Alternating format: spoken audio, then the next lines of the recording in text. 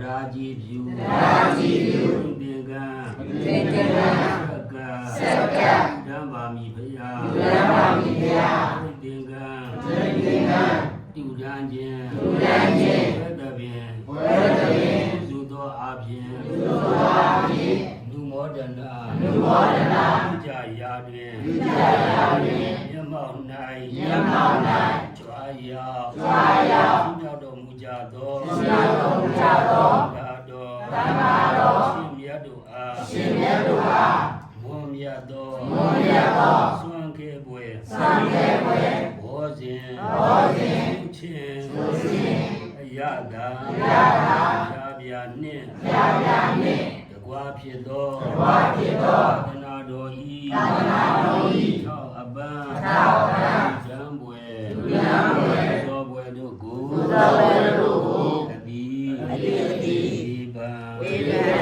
Chayu, Shimyado E,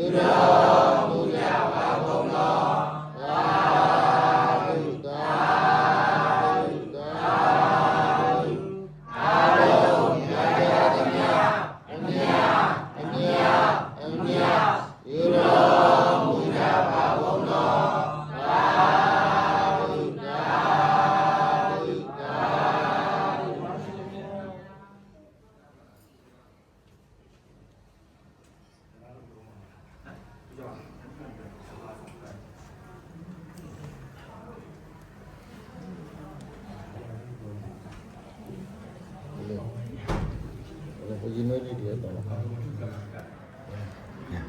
ကိုရင်နွေးလေးတွေတော့လောက်လိုက်ထားတာ ဘောကလေးနဲ့ပတ်သက်ပြီးတန်တရားပြောမယ်တန်ခါကိုထူလိုက်နော်ဒီပစ္စည်းကဘယ်ကြတာတော့ဆိုတော့